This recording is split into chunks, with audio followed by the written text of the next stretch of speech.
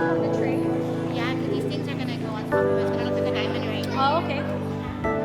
And stir that tray. I have a very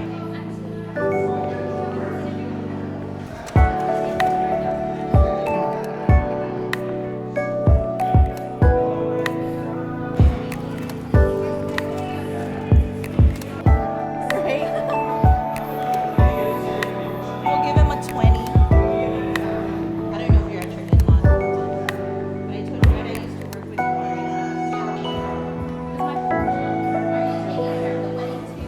I believe so.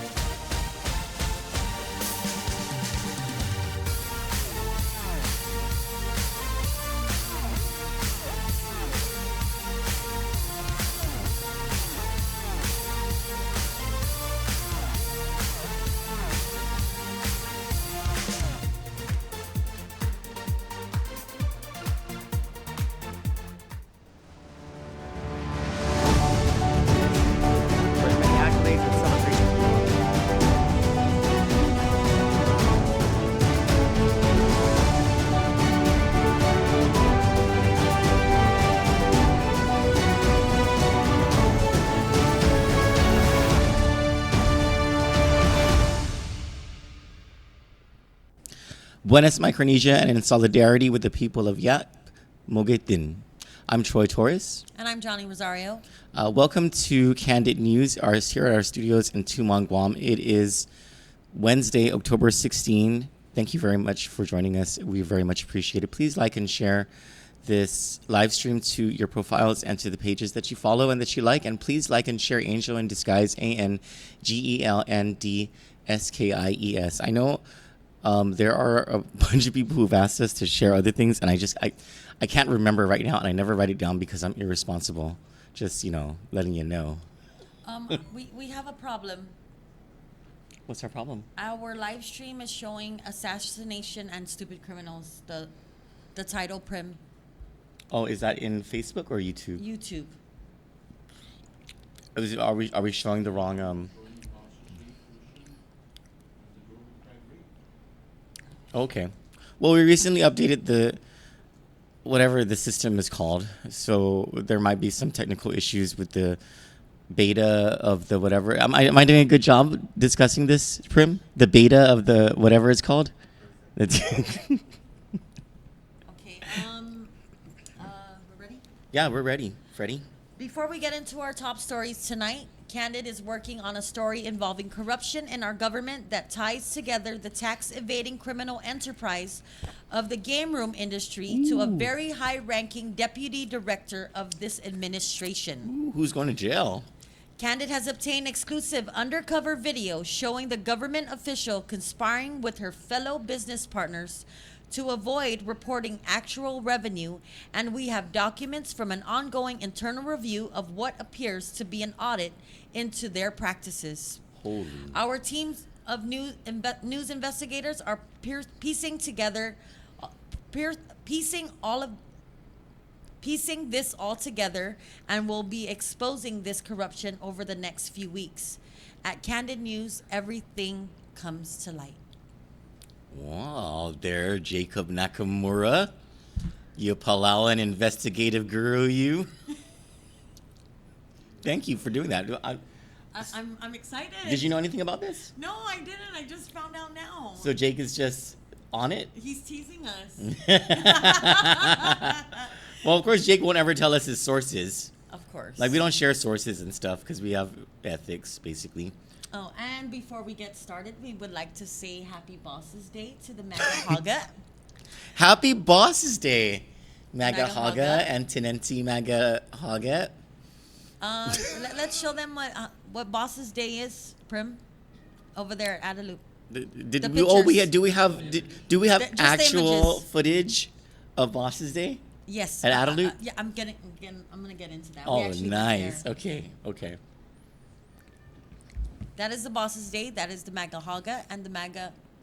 What The is it? Tenenti Maga There, Haga. that one. I was gonna say something else, but it is Bosses Day. Oh, look, they had a celebration. Are there any fireworks? Oh no fireworks. Wait. Oh, okay. Candid took some video of Adaloop after you went to. After we went to decorate in her honor. No private fireworks, no candy bars, but we did have some cotton candy, and Eric put together a little Bosses Day tribute for our Maga Haga.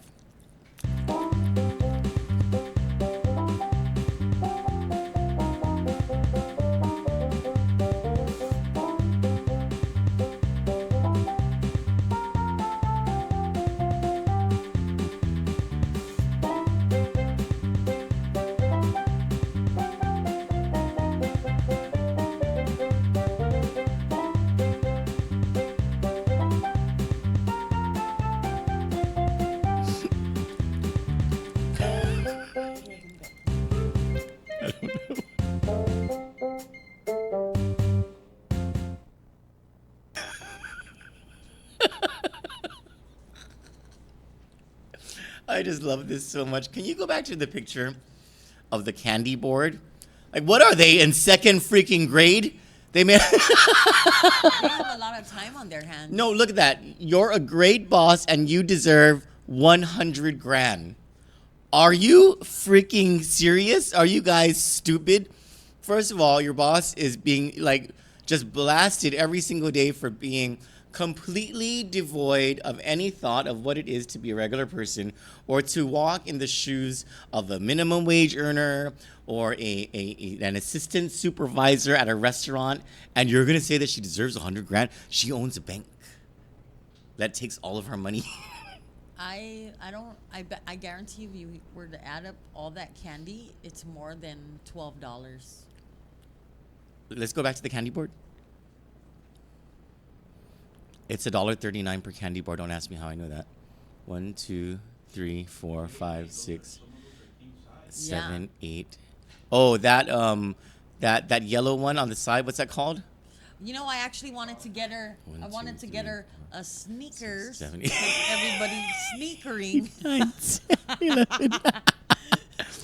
That is 22 pieces of freaking candy times $1.39. That's like a lot. So that's 200 grand. 100 grand for her and 100 grand for Josh Tenorio. They have 1 billion at the Bank of Guam. What do they need 100 grand for? But So we should have bought her sneakers because.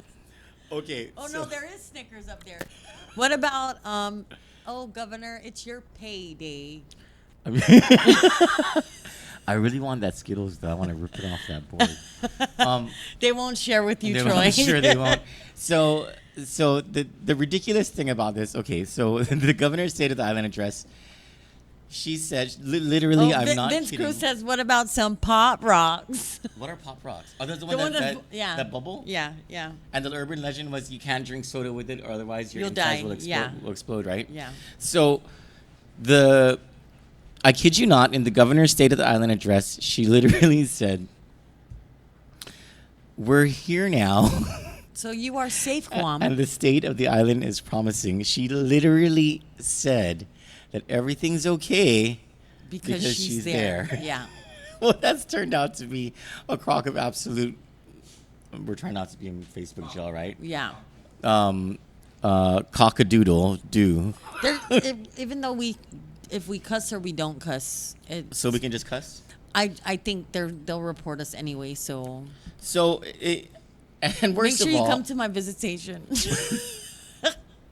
worst of all, they went to Kento's at the Hyatt Regency tonight to have a fundraiser. Yeah, to have a fundraiser in celebration of Bosses Day and the spectacular job that they're not doing while the students at Simon Sanchez High School are trying to pass around a petition to basically force the government to build do their something school. about, Yeah, to about fix their building their school. school. So happy Bosses. There you go. Let's do the Lou and Josh. Pat ourselves on the back. Happy Bosses Day, boss. They threw themselves a party. Another one? Not even 3 months later? Well, this one 4 didn't months have later? This one didn't have fireworks, so deficit 9. What? Oh my goodness. I didn't know that. That's news to me. Oh, matay. Oh, it matay. This is an inside joke. No. You had to hear the trial. Not oh, it matay. It matay. Oh my gosh, I want to pop those balloons. They should put Violet Crumble because the damn government is crumbling. Who said that? Carl Bloss. Hi, Carl.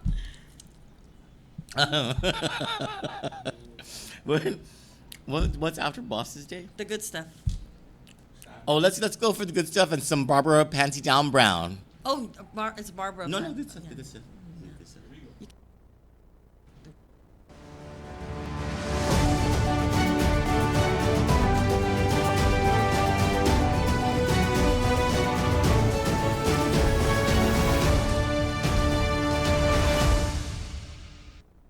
Their system of clouds, rain, and wind is developing near the equator and southeast of the Marshall Islands.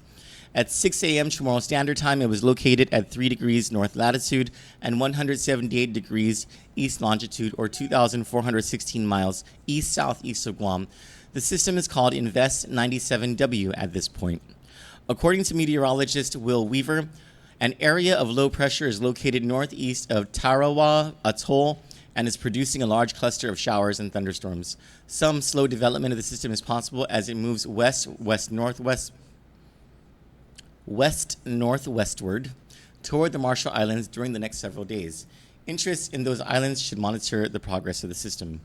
Kandit will continue watching the system and bring you the latest updates. Actually, we have an update from the Joint Typhoon Warning Center, which places the storm just a couple degrees west of where it was as of 6 a.m. this morning.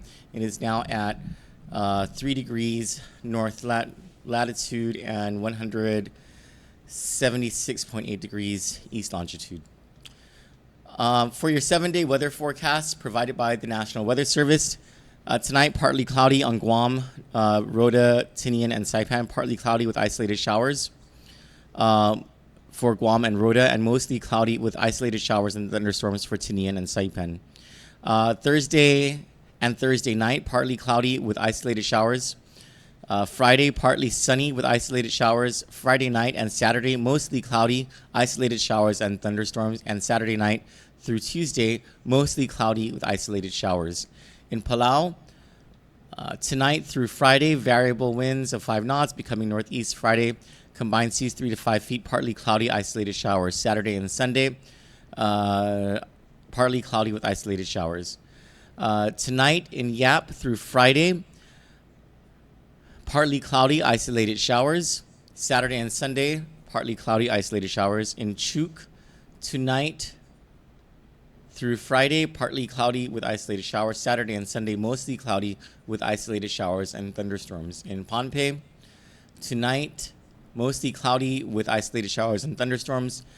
Thursday and Thursday night, partly cloudy with isolated showers. Friday and Saturday, mostly cloudy with isolated showers and thunderstorms. And on Sunday in Pohnpei, mostly cloudy with isolated showers. In Kosrae, partly sunny. I'm sorry, that was today. Tonight, mostly cloudy with isolated showers. Thursday and Thursday night, partly cloudy with isolated showers. Friday, mostly cloudy with isolated showers and thunderstorms. And Saturday and Sunday, partly cloudy with isolated showers. And finally in Majuro, tonight and Thursday, mostly cloudy, scattered showers and isolated thunderstorms. Thursday night and Friday, partly cloudy with isolated showers. Saturday and Sunday, mostly cloudy with isolated showers. And that is all for the good stuff, which is, depending on how you look at it, it's still too early to look at it. I don't know if it's good or bad or whatever, but there is a system developing. It's only known as Invest 97W at this point. It is very near the equator. I don't know. I have no idea what the history of storm development is. Just it seems to me that that's further south than they normally are, but maybe it's just because we don't normally get the news this early about the development of a system. We'll see. I guess it becomes realer and realer if National Weather Service or Joint Typhoon Warning Center call it something else, give it a name or something. Yeah, but you're on it, so. Well, no. Barbara Pansy Down Brown. Yeah, is she's on always it, awake. Shalom. She's one of the best on this island. We promise to put a face to Barbara Pansy Down Brown, and you're gonna love her filtered face. Let's take a break, and when we come back, our top stories for the night.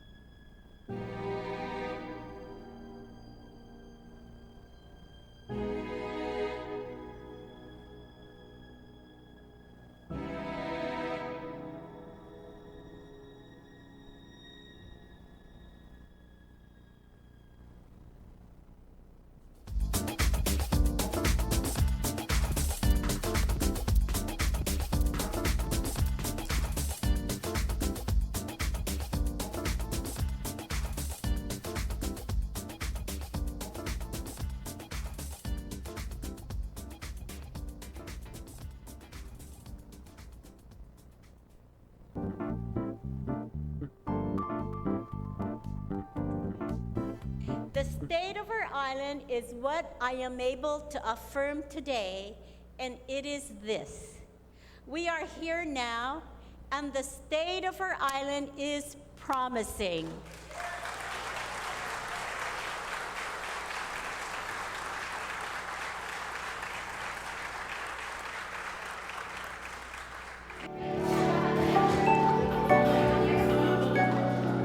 The tray? Yeah, because these things are gonna go on top of it. It's gonna look like a diamond ring. Oh, okay. And stir that shake. I have a very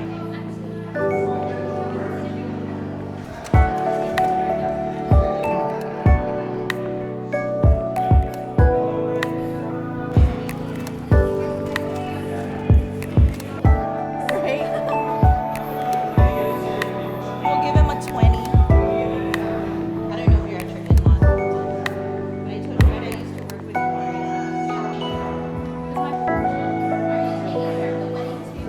I believe so.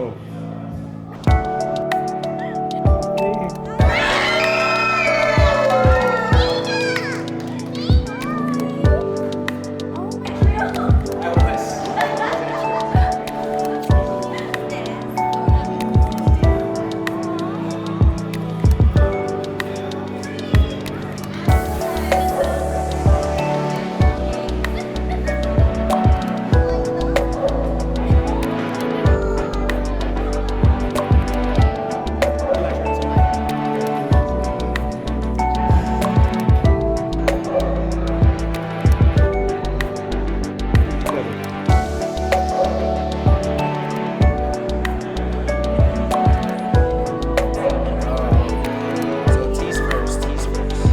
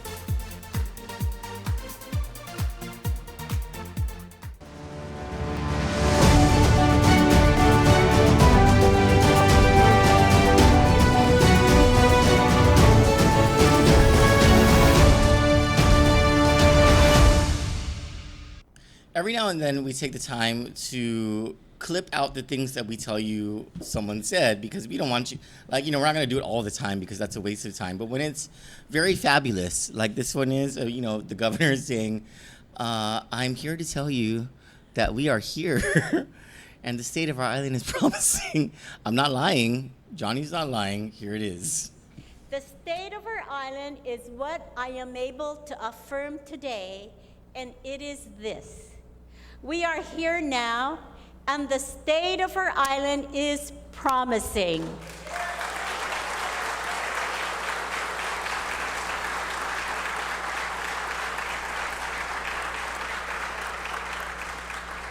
At the end there, she's like, I really hope they fucking believe me. I hope I sound convinced. I don't even believe myself Her right now. hope needed to be, I really hope my staff gets it together and helps me to succeed. But no, they haven't. But they all have their selfish motives. They're not looking out for the MAGA Haga's back. Yeah. Sometimes and I all feel their bad for motives, her. all their motives, sometimes they don't coincide with each other, and that's where it gets all fucked up. And they're so stupid. That was the beginning of the term. Eddie Calvo. But I bet you when their motives don't add up together, right, coincide, they don't argue the way me and you argue. They backstab.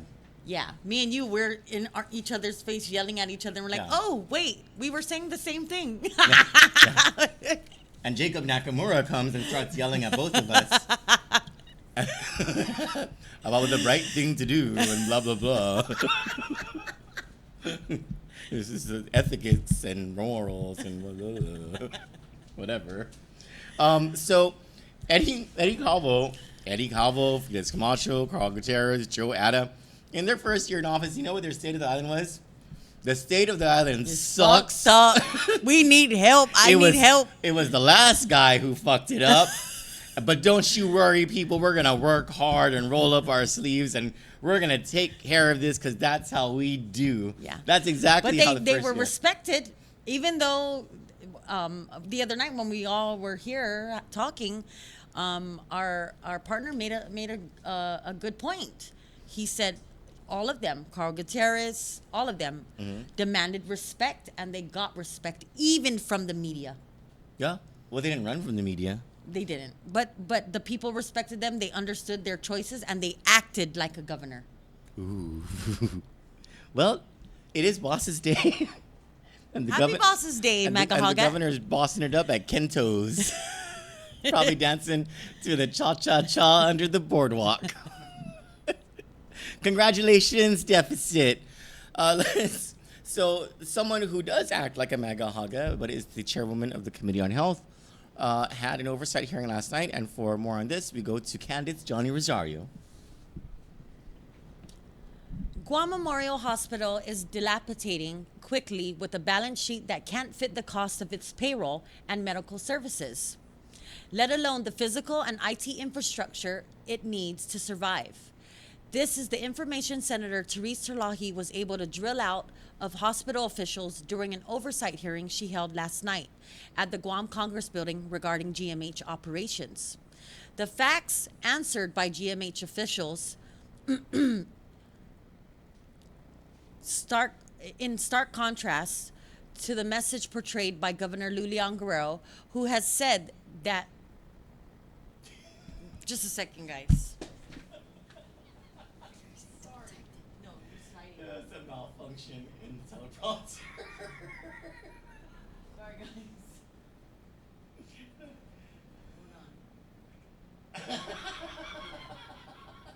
Start the facts. He seriously just wiped out. Sorry, it's a very important story. All right. Okay. Take two. The facts answered by GMH officials are in stark contrast to the message portrayed by Governor Lulian Guerrero, who has said that is being prioritized. Mr. Lahi is the chairwoman of the Legislative Health Committee and has been the only senator to raise GMH's problems since the legislature's term started in January. She also has been adamant about financial solutions for the hospital. During budget discussions last month, Mr. Lahi implored other senators to dedicate an anticipated surplus of fiscal year 2019 revenues to GMH, particularly for construction projects needed to fix its leaking roofs and electrical panel. The governor's fiscal team opposed Mr. Lahi's amendments, which did not garner enough votes to change the budget in the favor of GMH. Her impassioned plea for GMH fell on mostly deaf ears as senatorial allies of Ms. Leon Guerrero shot down her proposals to provide GMH even the minimum funding needed to begin repairing its facilities. News of the anticipated surplus actualizing since the fiscal year ended has since resulted in senators racing to appropriate these funds, despite the excuses they gave during budget deliberations opposing Mr. Lahi's attempt to send the money to GMH. Troy Torres will now bring us greater detail on last night's oversight hearing, direct from a news release from Senator Terlahi's office. And the news release goes as such. Senator Therese Terlahi, chairwoman of the Committee on Health, convened an oversight hearing on the Guam Memorial Hospital last night to address an array of critical issues plaguing the Guam Memorial Hospital Authority. According to Terlahi, the hearing was necessary to review quality of care to patients in the 41-year-old facility and for accountability for funding given to GMHA for patient care. Quote, I wanted a very clear and public record of management's priorities as to quality patient care, including staffing and facilities, and a record of exactly which issues GMHA management will resolve this year and which they have decided to put on hold and why, unquote. Administrator Lillian Posadas, Associate Administrator of Operations William Cando, Assistant Administrator of Administrative Services Don Rabinal, and Rodolin Gerardo, Chief Auditor and Acting CFO, provided updates on the hospital's elevators, boiler units, roof repairs, electrical panel, the sunsetting electronic health record system, withholding tax debts, and clarifications on public complaints of bloated staffing and physician salaries, amongst other issues. GMH is continuing to prioritize improving quality of care and increase bed capacity through the recruitment of nurses. At the same time, it is dealing with long-delayed facility repairs and management issues. Some of these issues include the elevators. According to Ms. Posadas, of the 4 elevator units, 2 are currently functioning, if you can call it that. Water leakage has damaged internal electronic components. GMH has procured passenger carriages for 2 elevators. There was a whole word missing there. However, in order to install the carriages, contractors are assessing the elevator shaft for leakage and rooftop repairs. They estimate it will take 3 to 4 months for each carriage to be replaced, but will make sure that 2 elevators remain functional. The repair of the 2 elevators will cost a total of $500,000. It's boiler units. One of 2 boiler units went down as of September 24. Per Posadas, the contractor was on site to conduct an assessment on the working boiler to ensure that it keeps running.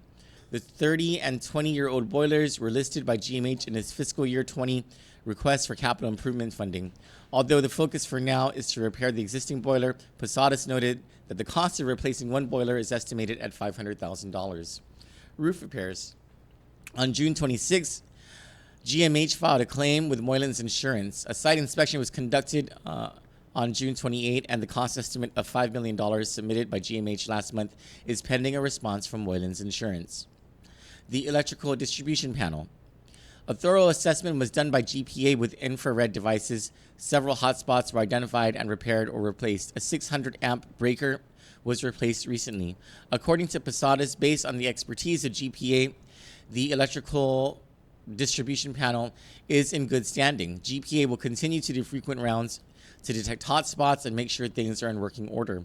Senator Salahi asked Posadas if repair of the EDP will still cost $6 million and if she was confident that the state of the EDP did not pose an imminent danger. Posadas stated that the bigger concern was the location of the panel to the water tank. What fucking idiot. Put the electrical panel next to the water tank. Oh my God, we have Polacks living on Guam. Oh my goodness. Was the location of the panel to the water tank, and that the plan is to relocate one of those items. So, make sure you keep it out of the rain too. Posadas further stated that the Army Corps of Engineers said that they were stupid. They didn't say that. The Army Corps of Engineers will assess and determine what to do. According to Kando, the panel is also next to the boilers.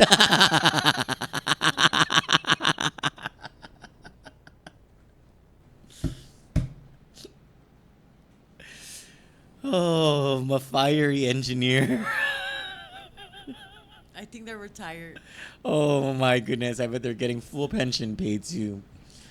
The panel is also next to the boilers, which poses multiple risks. With all of these systems next to each other. Kando further stated that if the Army Corps of Engineers says the facility is not structurally sound, investment in a new panel may be put on hold. Hold on, it's not done. Hold on. The Army Corps of Engineer assessment. The assessment of different components of the hospital will take place between November 18 through 22 to determine structural soundness. GMH expects a response to be complete in January, which will help determine if the present facility should be retrofitted or if there will be a need to rebuild a new facility at a different site. During the hearing, Posada stated that her personal preference is to build a new hospital at a new site in Manilao next to the University of Guam. Really now? That's further from where I live. Posada stated that the cost of retrofitting and to do so without interrupting operations will be challenging. Posadas prefers Manilao next to UOG as an opportunity to be affiliated with UOG as a teaching hospital, bring in interns to build up professional pool, and for closer proximity for people of the South. Senator Salahi asked Posadas if she was making or working on a formal recommendation, to which she replied no, that she was just being, quote, straight and honest, unquote. Kanda reiterated that they were working that they were waiting on the Army Corps of Engineers assessment. Terlahi stated that it sounded like a decision had already been made and pressed the need for a truly objective assessment. Now for the electronic health record system. According to Ms. Posadas, the current system, Optimum, will sunset in December 2020, and there will be no option but to replace it. A request for information went out, and GMH received 5 vendor packets. The project team has reviewed packets to identify how to proceed with an RFP. However, GMH cannot proceed until funding is identified. GMH has previously provided an estimate of $21 million to replace the current EHR, but now says the price range for a new record system will cost between $40 to $50 million. It's got gold around it, too. Assistant Administrator of Administrative Services Don Rabinal stated that the $20 million estimate was basically a figure from a particular vendor, but a solid figure will not be available until the details of the RFP are compiled and vendors are allowed to quote. Rabinal further stated that the increased estimate is based on several indications from RFI packets and that total costs will not have to be paid upfront, but more likely throughout a 5-year period, which amounts to at least $10 million a year. Senator Terlahi stated that the increased estimate was shocking and requested GMH, shocking, like an electrical panel next to a boiler, and requested GMH to provide more concrete information on how amounts are calculated. Terlahi further stated that the goal of a new EHR system was to ensure CMS compliance. Senator Joseph Augustine stated that RFP details should coincide with CMS requirements. On the withholding tax debts, GMH owes $4.9 million in taxes alone for 2018. This excludes interest and penalties and interest and penalty fees for certain quarters for 2014, 2015, 2017.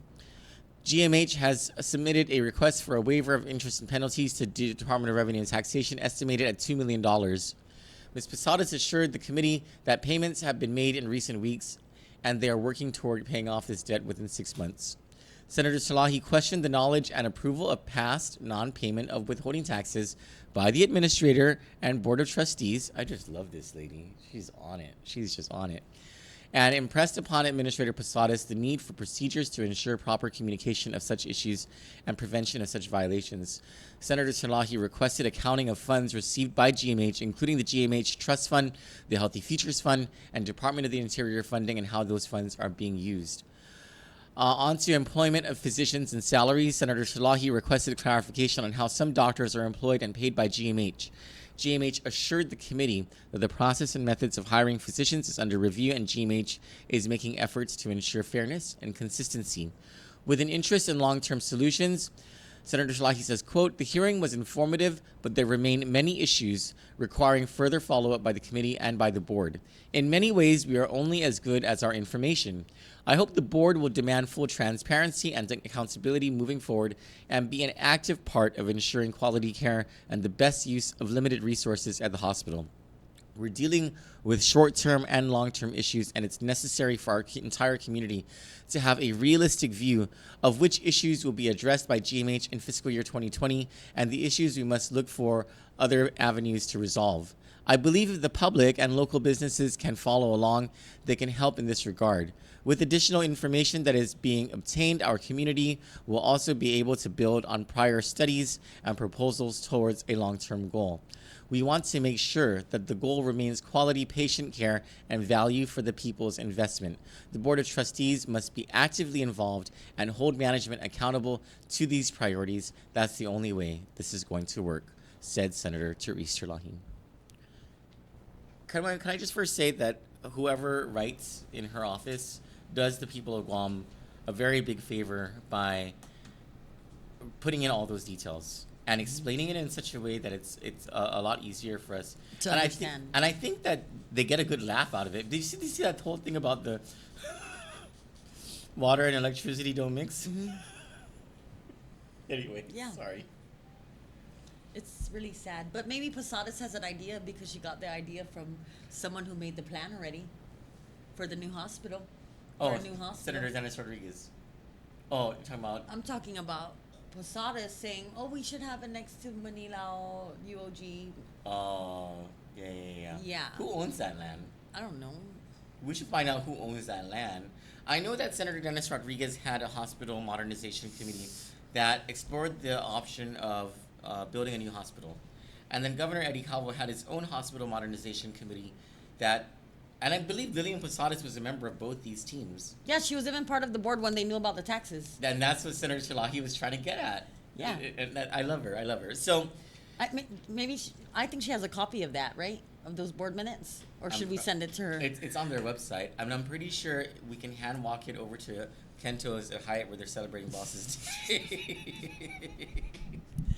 I don't think Senator Talahi's there. No, I mean Lillian Posadas. Oh, no, it'll get lost. They'll say they never received it. You have to have a stamp receive. And then they'll tell you, oh, you made that stamp up yourself. You have those stamps hidden in your drawer. I love those stamps. The ones that says received or filed or something. Mm-hmm. I can like just stamp a whole freaking paper with that all day. So I want my own personal stamp is going to say rejected. I love it. So Governor Eddie Calvo had his own modernization plan, and contrary to what Lillian Posadas was saying, the way that plan was structured was so that the hospital could operate without a hitch as the construction was going on. It was a very well-designed plan, if I must say.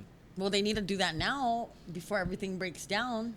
They wouldn't even pass Terlahi's appropriations. I remember. Right? In the budget. And Yeah, Byrne kind of tongue twisted everybody, made everyone all of the senators when he spoke got more confused. They already got there confused, and having him there, they got more confused. we're not talking about like Amanda Shelton or like All of them. All right. On to our next story. Oh, is this our final story? Our final story. All right. Oh no, it's not. It's not our final. No, Yeah. you have one more. Yoji. The woman who accused Jason Song of raping her on November 2nd, 2016, received a text message from Mr. Song 3 days prior to the alleged rape that read, "I love you." She replied to him, "I love you."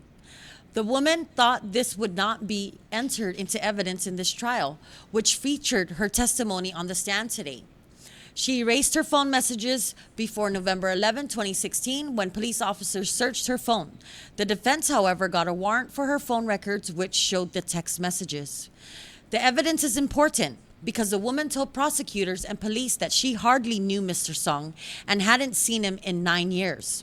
Obviously, the information also is important in the jury's understanding that Mr. Song did not simply pick up the woman out of nowhere and have sex with her forcibly. The woman told police that Mr. Song ran into her in front of the GPO ITNE kiosk on November 2nd, 2016, and then forced her into his truck. She told police that Mr. Song forced her into the truck. During cross-examination by the defense today, the woman said that she and Mr. Song were standing outside the driver's side of the truck, this time providing testimony to the jury. She said she walked freely to the passenger side, opened the door, and sat in his truck. She also admitted on the stand that his truck was parked along the front row facing Ross department store at GPO, and that witnesses were walking by. She admitted on the stand that Mr. Song had been fingering her vagina for between 3 to 4 minutes when a woman passed by, and she became embarrassed. She then told Mr. Song to drive away because she was embarrassed. Mr. Song drove to his house. He wanted to have vaginal sex with her, according to her testimony, so he offered to go into his house, which is in Jonestown, Tamuning. She refused. He became upset, then told her he was going inside the house to change. He left her in the truck, which was parked outside the gate, enclosing the house and facing the main artery in Jonestown. She also had her cell phone with her. Under cross-examination, defense attorney David Lujan asked her why. If she was being held against her will, did she not take the opportunity to run out of the truck when Mr. Song was inside his home changing?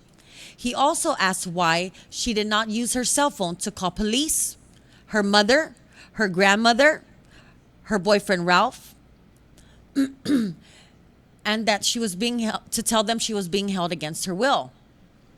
She said on the stand that she was afraid. Mr. Lujan then asked why the woman never turned in the clothes she was wearing that day for forensic analysis.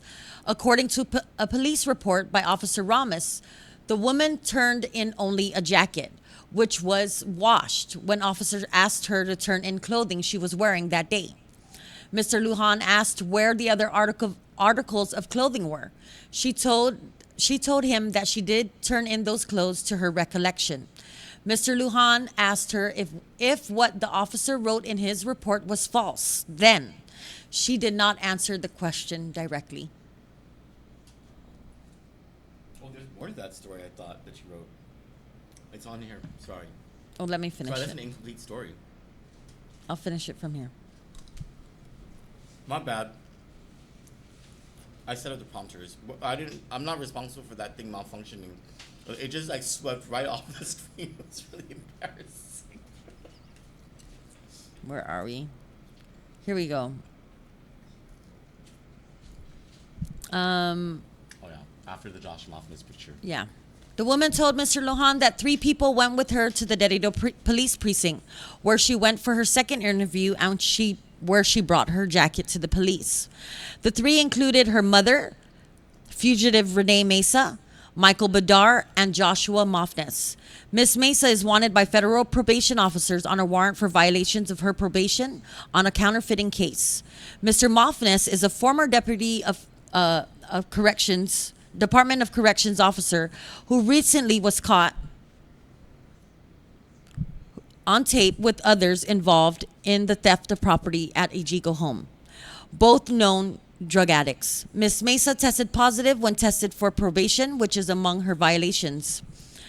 The woman also gave conflicting testimony about the sexual events that day, not even catching 3 different versions of a hand job that she managed to tell in one short sentence. I never held his penis. My hand was over his penis, and it was only there for as long as he kept my hands on his penis, she told Mr. Lujan in her account of 3 to 4 minute hand job she gave to Mr. Song. The cross-examination of the woman continues tomorrow.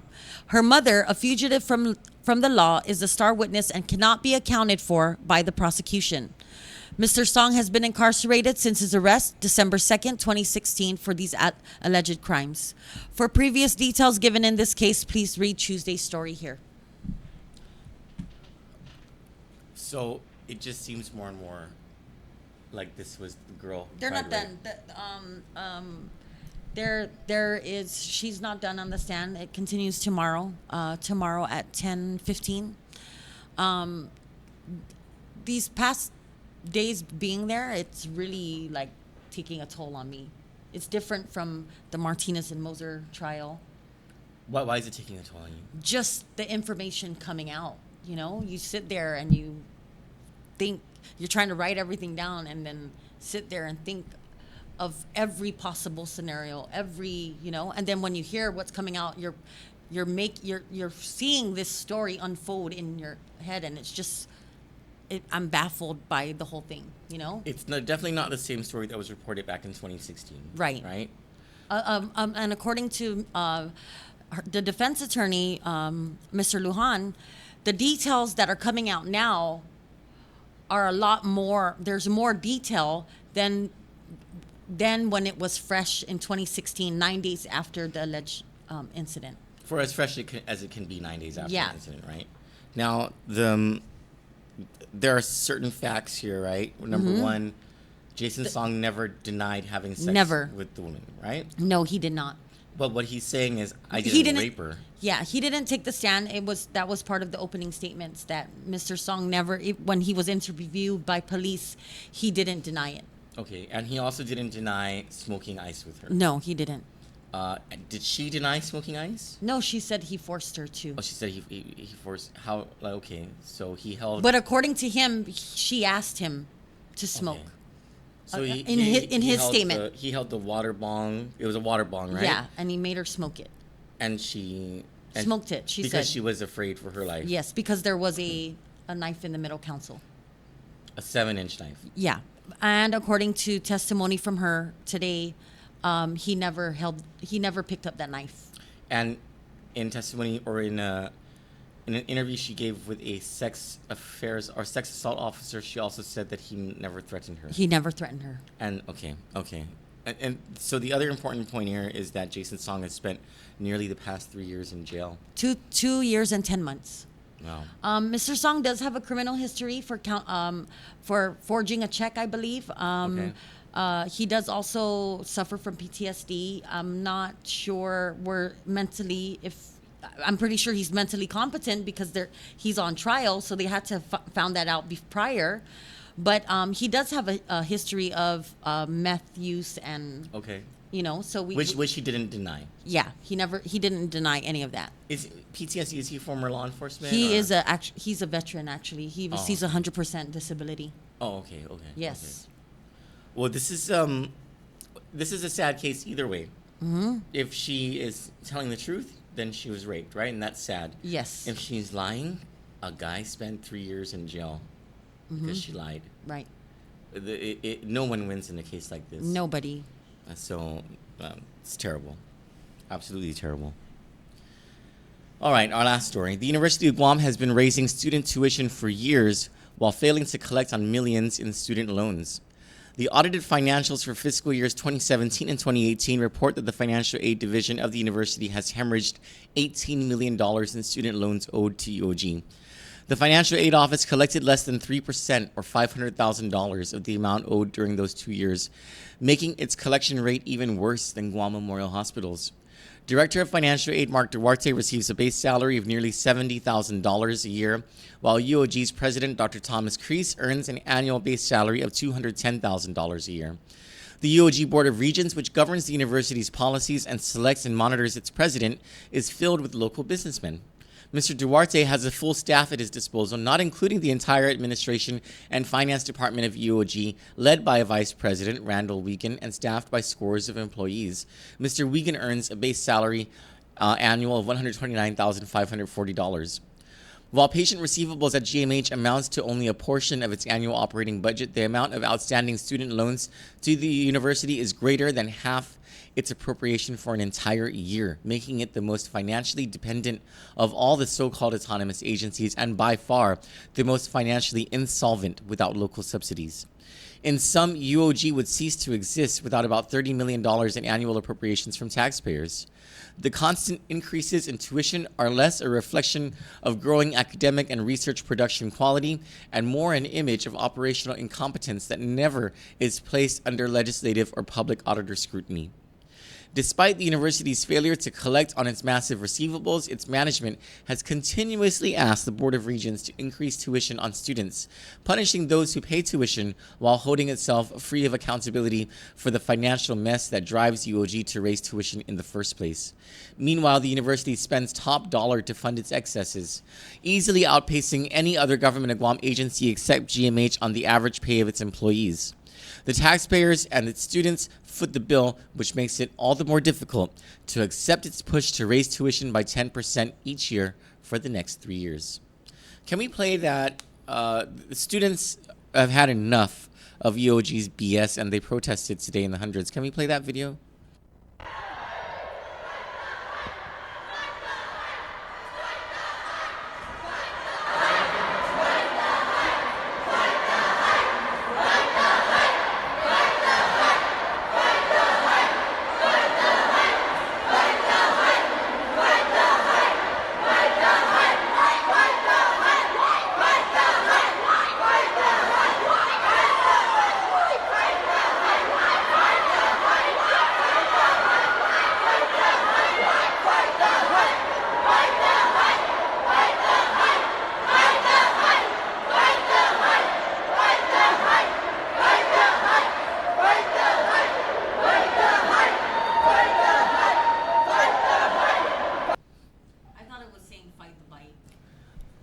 Okay, so when I first heard it, I thought they were saying, fight the dike. And I was like, grease spill on aisle 14 at the Home Depot, Bob. Grease spill on aisle 14, Home Depot. Well, I'm very proud of those students. There was a lot of students there. And they were like, screw you guys. We're not going to 10%. They want 30%. Over a 3-year period, yeah. Yeah, so 10% every summer until 2021. Yeah. Yeah, Right? and that's crazy. Mhm. While they have a receivable as huge as $18 million. What? That's over half your local appropriation. First of all, you know GMH doesn't get an appropriation like that. Wait. Okay. Wait. So they have these student loans that they give out. They gave out, right? Is that subsidized by the federal government? I don't know. All I know is it's locally a bill or a loan. Okay, but 34. I believe the numbers I saw on the paper said 34 million, and they've only collected 1.4 million. According to our researcher on this, who I'm gonna kill for giving Okay. me the wrong information, and that's why I had to edit the story. Okay. Okay. It's actually 18 million and 500,000. That was collected. 500,000 collected out of 18 million in receivables. Oh my God, I would say that you look like a couple people right now. So it's less than 3%. It's like something like 2.66% or something. That's bad, right? Mm-hmm. They don't even need a ledger. Forget it. They can keep track of all of the of everything there. Just just have a list on your hand of who paid and everybody else didn't pay. Mm-hmm. That's basically what it is. Yeah. And they have a complement of staff in the business office and the financial aid office and the finance and administration office that far outpaces the number of staff in the business office at GMH. And yet, GMH gets creamed all the time for its financial mess, and not once have I heard of an oversight hearing on UOG regarding Why? its financial mess. And UOG takes more in subsidies than GMH does. Why? Why doesn't anyone question them? Well, some of the senators will say that it's because of they don't want to endanger UOG's accreditation with the Western Association of Schools and Colleges. Because back in 2001, Wait a minute. they almost lost their accreditation because of what's so-called political interference. What about the younger children, our future? Oh, I don't think our senators, they're at Kensil's right now. I don't think they give a shit about, honest to God, like I don't think that's on their minds at all. Well, at least Senator Talina Nelson she drafted a bill, something that I'm happy about. Parental accountability, right? Mm-hmm. Parental accountability. That does not apply That to me. means You know that- why? I ain't a fucking parent. Yeah, but anything I feel, this motherfucker will feel. Because I'll just throw their asses over here. Her daughter was she was like, just bring me to court with you, Mom. And I was like, how are you going to explain and of all places in court, how are you going to explain to the people in court that you're not in school? And she goes, she made me do it.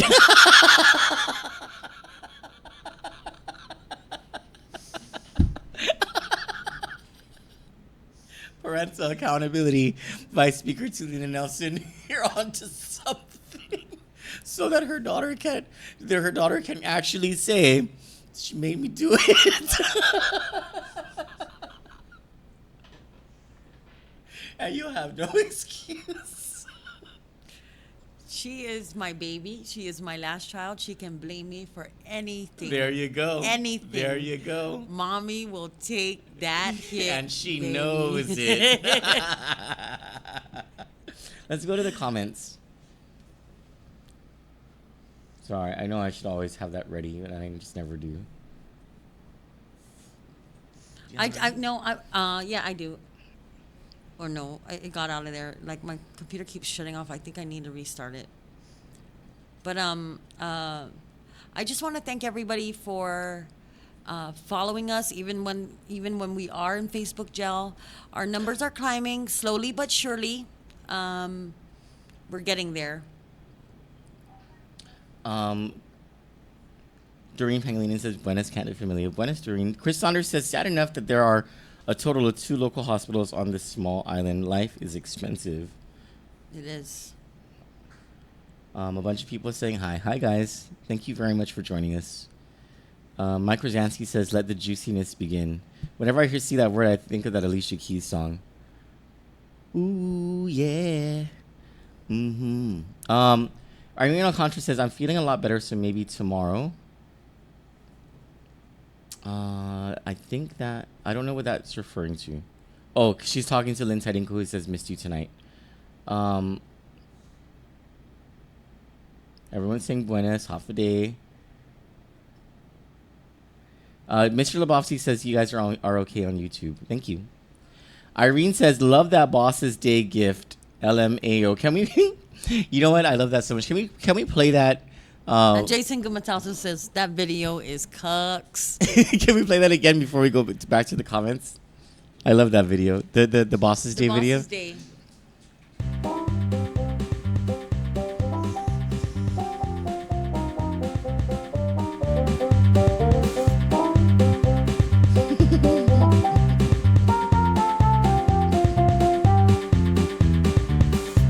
Sour Patches.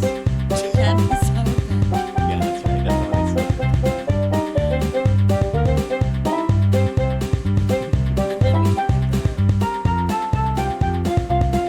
And then we get the gummy bears. Mike's hot, bro. Skittles, taste the rainbow. So, and that's gotta kill those people at Adelaide to see Mike Nicholas's face. Mr. One of our fans, or one of our followers, not fans, I hate using that word, says it'd be interesting to put all our local doctors on the spot by putting out a request to all of them to sign some sort of endorsement certifying that they support the repeal of Guam's current arbitration law, and then publicize this endorsement document. You can then also publicize which doctors refuse to disclose their position on this medical. This is for the Medical Malpractice Act, and those whom support it. We actually have tried that, and they're not responding. So maybe a no response is that means they're for it, or right, and they just can't say it publicly. If I ever get like lazy, I mean not lazy. If I ever get not lazy, I'm gonna like just have fun. I'm gonna take one of the cameras and just stick it in front of people's faces. I'm like, since you didn't answer my motherfucking phone call, I'm here to ask you this question. But I'm lazy. No, you're not lazy. You're just going through some stuff right now. Oh, I feel pretty lazy. Oh no, hello. On which one? Oh shit, that's right. Okay, thanks. Bye. Okay. Oh, we totally forgot. There's a new dengue infection. Oh yeah, guys. Sorry, Yeah. but we don't even know what village. Yeah, they didn't give us any information. We're asking Of course them. they didn't. They're not going to give us the information. I don't understand. Yeah. I really do not understand this administration. We got a news release tonight that there's a new dengue case that makes it 17. 16. I think it's no. Let me double check. I'm pretty sure it's 16. What is this? Oh. Oregon's in the house. Hercules, California's in the house. Hercules. Washington State is in the house. Oh, I totally forgot the magistrate's complaints too. I'll just do a sum of the magistrate's complaints. A bunch of people got drunk, and they did stupid things separately. Oh, Oromatai. And they got picked up or accused of a bunch of different crimes. I had an email from Bertha Tyron from the Department of Public Health earlier tonight, and it was about the new case of dengue. Oh, here we go.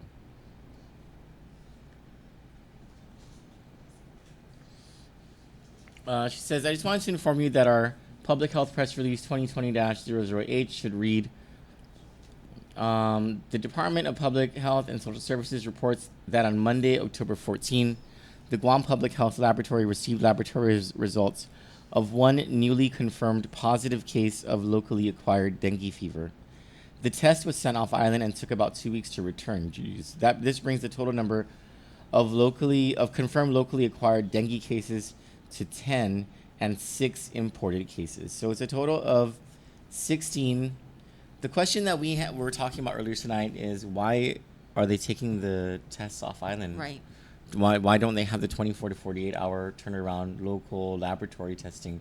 Did the lab go down? And if they did, why didn't they tell anybody on Guam? You know, like, And don't you think because it's climbing, don't you think they should bring those, get it brought here so we can get it?